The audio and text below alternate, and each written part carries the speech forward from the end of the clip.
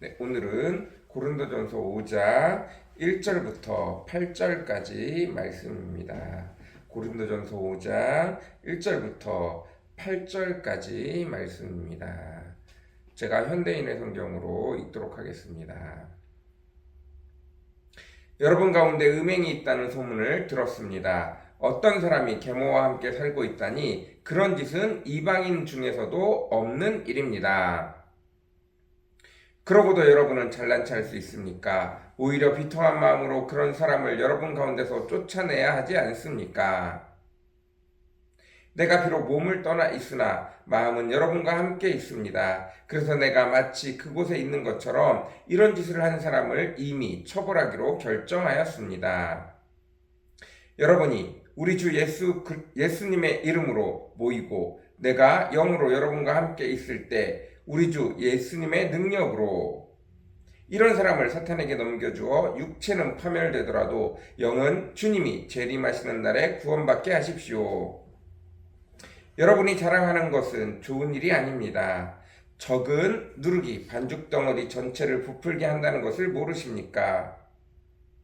여러분은 누룩 없는 새 반죽덩어리가 되기 위해서 죄악의 묵은 누룩을 버리십시오.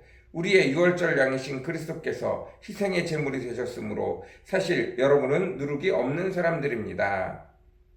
그러므로 악의와 죄악의 묵은 누룩이 아니라 순결과 진실의 누룩 없는 빵으로 유월절을 지킵시다. 아멘. 네, 오늘은 고린도전서 5장 1절부터 8절까지 말씀입니다.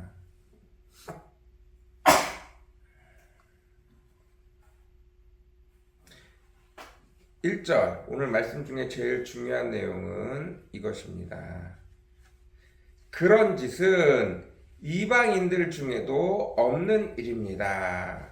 오늘 말씀의 제일 중요한 내용은 그런 짓은 이방인들 가운데도 없는 일입니다. 라는 내용입니다. 사도 바울이 고린도 교회에 여러 가지 문제들이 있었어요. 여러 가지 잘못된 점들이 많았습니다. 다양하게 문제들이 있고 그 문제들이 다양한 사람들의 분쟁거리가 되어졌어요. 그런데 그 모든 여러 가지 문제들 중에 첫 번째, 그것도 가장 단호하게, 가장 강력하게 문책하는 부분이 있습니다.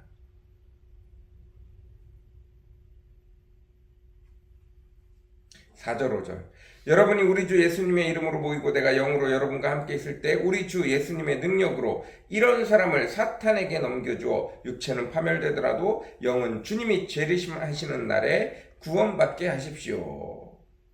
무슨 얘기죠? 이렇게 죄 지은 사람은 교회에서 쫓아내십시오. 그래서 그 사람이 교회에 나오지 못함으로 말미암아 죄인이라는 것이, 그리고 죄를 용서받을 수 있는 길이 더 이상 없어지는 것처럼 느껴질지라도 어떻게 해요? 그의 영이 자기 죄를 깨닫고 주님 앞에 나를 불쌍히 여기십시오 라고 회개한다면 그의 영은 구원받을 수 있기 때문입니다. 이렇게 심각하게 자기 죄를 교회에 나오지 못하게 해서 죄가 너무 많아서 더 이상 하나님의 성전에도 올 수 없는 자가 되어진 것처럼 느끼게 함으로 말미암아 그가 내가 죄를 지었구나 라는 것을 깨닫고 주님 앞에 회개할 수 있는 기회라도 잡는다면 우리가 인간적인 생각으로 그를 구원받지 못하게, 예배드리지 못하게 한 것이 그의 육체가 하나님 앞에 나와 강제로 예배드리지 못하게 함으로 부서지는 것처럼, 죄 가운데 썩어지는 것처럼 여길지 몰라도 그의 영은 구원받을 수 있는 길이 열리기 때문이다 라고 말할 정도로 강하게 이야기하고 있습니다. 그게 어떤 죄입니까? 그런 짓은 이방인들 중에도 없는 죄예요. 여기서는 무슨 죄이죠? 여러분 가운데 음행이 있다는 소문을 들었습니다. 어떤 사람이 계모와 함께 살고 있다니. 새엄마예요. 아버지의 새엄마를 아버지가 죽고 난 이후에 자기 부인으로 삼은 거예요. 이것은 이방인들 중에서도 하지 않는 아주 욕먹을 짓이란 말입니다. 여러분, 먼저 사도 바울이 죄에 대해서 무척이나 단호한 편이에요. 죄에 대해서 무척이나 세게 말하는 편이에요. 사람들의 실수와 잘못에 대해서 무척이나 세게 강하게 말하는 사람입니다. 그럼에도 불구하고 가장 첫 번째, 고린도 교회에 많은 문제들, 많은 어려움들, 많은 분란들이 있었어요. 그러나 그 중에 첫 번째, 가장 먼저, 가장 단호하게 대처되는 내용이 무엇인지 다시 한번 살펴야 됩니다. 이방인들도 하지 않는 죄, 이것은 명확하게 대처돼야 될 필요가 있다라고 말하는 것입니다. 우리가 실수할 수 있습니다. 모든 사람이 다 실수할 수 있고 죄를 지을 수 있어요. 그 죄를 아시고 여호와 하나님께서 우리의 과거의 죄, 현재의 죄, 미래의 죄까지 다 용서해 주셨어요. 그러나 이방인들도 짓지 않을 만큼 상식에 벗어나는 죄, 이런 죄들은 교회 안에서도 반드시 정죄하고 누룩을 끊어내야 된다고 말하고 있어요. 우리는 거룩한 하나님의 공동체, 하나님이 우리의 모든 사람의 죄를 덮어주셔서 죄가 없는 공동체인데, 이방인들도 짓지 않는 죄, 그 죄를 가지고 들어오는 자는 반드시 끌어내어서, 우리가 누가 죄가 없겠어요? 하나님이 죄 없다 하시는 거지. 그럼에도 불구하고 이방인들조차도 짓지 않는 이 죄는 반드시 단죄되어져서 우리 공동체를 보존하고 깨끗하게 유지해야 된다라고 강력하게 말하고 있는 것입니다. 맞습니다. 여러분, 이 하나님이 은혜의 하나님이에요. 사랑의 하나님이에요. 그러나 세상 사람들도 짓지 않는 죄를 가지고 들어왔을 때는 분명히 그것이 문제가 되어져야 됩니다. 그리고 분명히 그것이 교회 안에서 어떤 형태로든, 공동체 안에서 어떤 형태로든 그것이 죄라는 것이 밝혀져야 된다는 것입니다. 여러분, 하나님은 사랑의 하나님 맞아요. 은혜의 하나님이 맞습니다. 그러나 반드시 이러한 죄들은 우리 가운데 가장 먼저 단죄의 대상이 될 수밖에 없다는 사실들을 늘 기억하셔야 돼요. 이방인도 저지르지 않을 만큼의 큰 죄악들, 이런 죄악들 여러분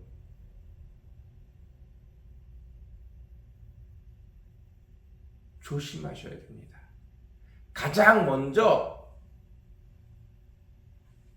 죄의 심판대에 오른다는 사실들을 기억해야 합니다. 우리 스스로 조심해야 돼요. 조심하고 또 조심해야 합니다.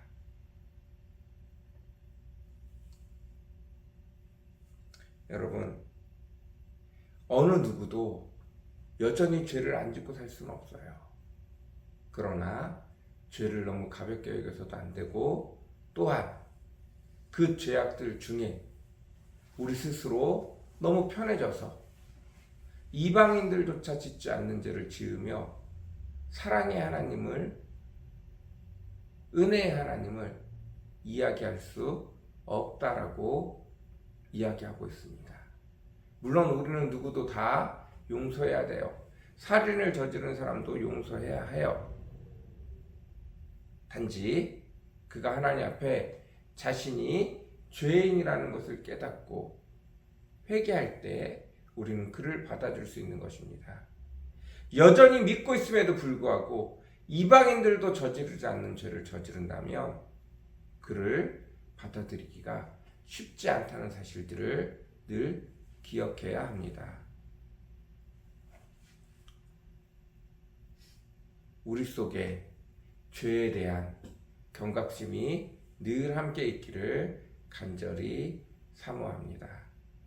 오늘도 하나님 앞에 우리의 죄를 회개하며 나아갈 수 있는 저와 여러분들이 되어졌으면 좋겠습니다. 다시 말씀드려서요. 믿고 있는 와중에 내가 믿기 전에 큰 죄를 지었어. 그리고 내가 죄인 것을 깨달았어. 그리고 하나님 아버지 불쌍히 여겨주세요. 나를 용서해 주세요 하면 하나님이 다 용서해 주세요. 그러나 믿고 있는 와중에 믿음의 공동체 안에서 이런 일이 일어난다면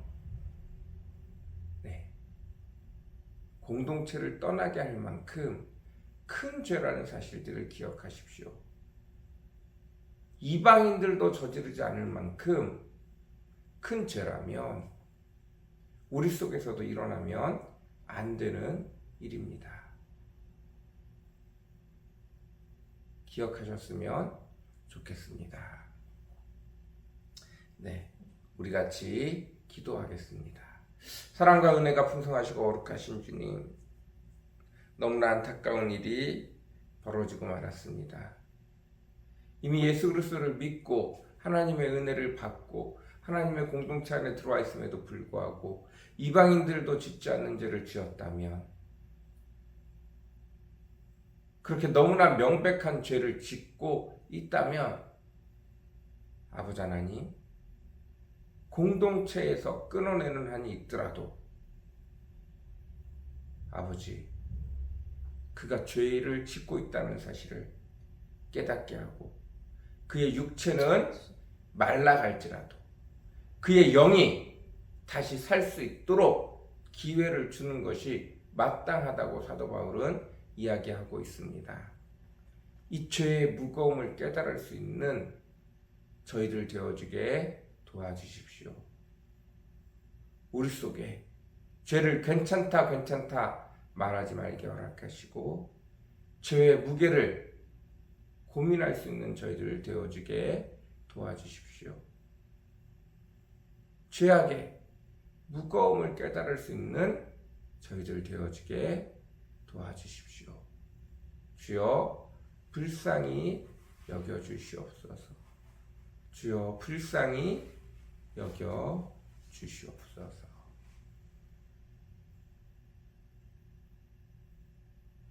오늘도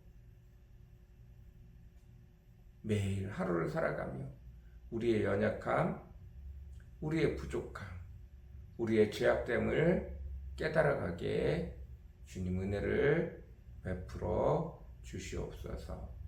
감사합니다. 예수님의 이름으로 간절히 기도드렸습니다. 아멘.